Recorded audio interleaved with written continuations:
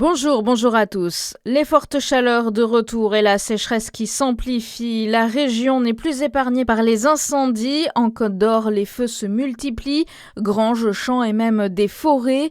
À Saint-Romain, Montsoé, Charnans, Nuits-Saint-Georges, plus de 70 hectares de végétation ont brûlé ces dernières semaines en Côte d'Or. Des zones classées Natura 2000 sont parties en fumée. Sylvain Ducrot, directeur de l'agence Bourgogne-Est de l'Office national des forêts, est revenu sur la cause de ces départs de feu au micro de Charlie Chevasson. Les premiers feux se sont manifestés dès la fin mai et le phénomène n'a fait que s'aggraver pendant toute la période de juin et jusqu'à encore aujourd'hui, fin juillet.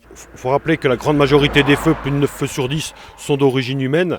Et sans surprise, le nombre de feux est plus important dans la portion sud du département, notamment ici dans la partie au sud de Beaune, qu'elle ne l'est par exemple dans le nord de la Côte d'Or, dans le Châtillonnais, au cœur du parc national des forêts. On observe très peu de départs de feu, sans doute lié au fait que la pression humaine y est beaucoup moins importante dans ces zones moins peuplées. À noter qu'un nouvel incendie s'est déclaré hier dans la forêt d'Étaules. Il est désormais éteint. Un peu plus d'1 hectare a brûlé. 21 sapeurs-pompiers ont été mobilisés. Le feu est lui fixé dans les Landes, annonce d'Emmanuel Macron hier soir. Une bonne nouvelle selon le président. 3600 hectares ont brûlé et 198 bâtiments ont été détruits. En revanche, la situation n'est pas la même en Gironde. Emmanuel Macron, qui a fait le déplacement à Bordeaux, a appelé le pays à rester uni pour gagner contre les feux de forêt. L'incendie continue d'être virulent et il faut être extrêmement prudent, précise le chef de l'État.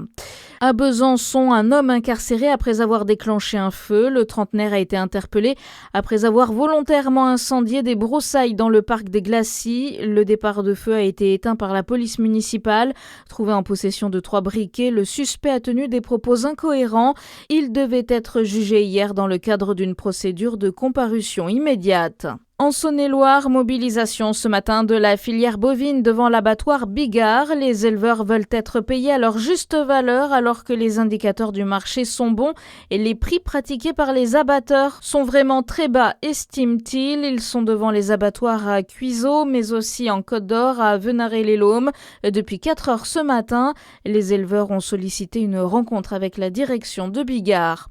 Le pont sur l'Ognon entre le Jura et la Haute-Saône est fermé depuis hier. Une déviation a été mise en place pour les voitures et les piétons.